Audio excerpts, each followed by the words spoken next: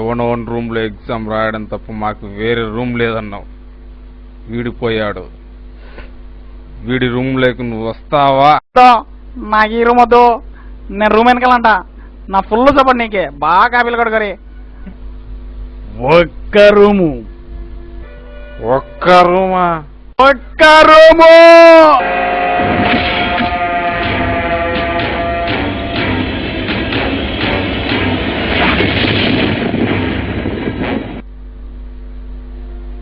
ఇది మా exam hall, మా వాళ్ళ ఎగ్జామ్ రాస్తున్న హాల్.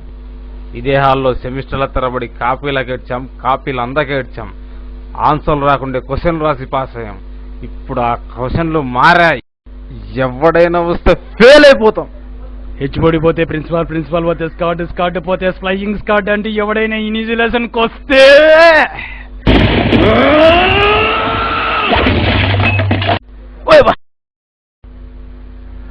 నా రూమ్ లో ఎవడు అడుగు పెట్టకూడదు.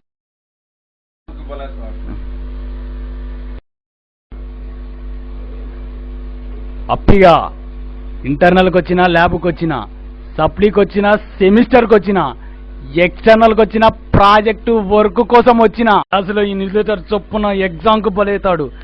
ఎగ్జామ్ లో answer షీట్లన్నీ కాపీలతో పోటెత్తుతాయి.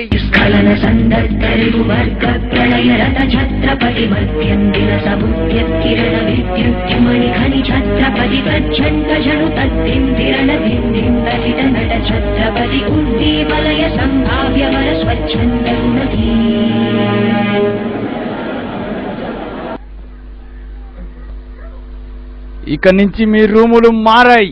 HOD good morning, principal కి నమస్తే పెట్టి స్టూడెంట్ బతుకు చచ్చింది. అటెండెన్స్ తక్కువైతే డీటెండ్ అయ్యి ఎగ్జామ్ లో ఫెయిల్ అయితే సప్లీలు రాసే సంస్కృతిని సమాధి చేయండి. ఇక మీద మీరు కాలేజీకి వచ్చి నిద్రపోవడానికి, పాటల్ని కాదు, తలదించుకునే కాపీలు కొట్టడానికి, పట్టుబడినప్పుడు కాదు.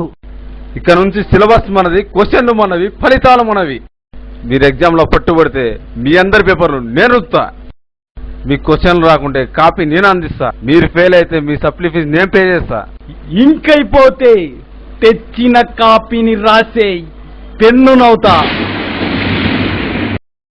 ఒరే, నిన్ను మీ అమ్మ చదగనీకి కాదురా పంపించింది, మా కాపీలంది నీకి. నువ్వు స్టూడెంట్ కాదురా, మా అందరి కోసం పుట్టుకొచ్చిన హెచ్ఓడివి. తిప్పరని ఎకమిజం.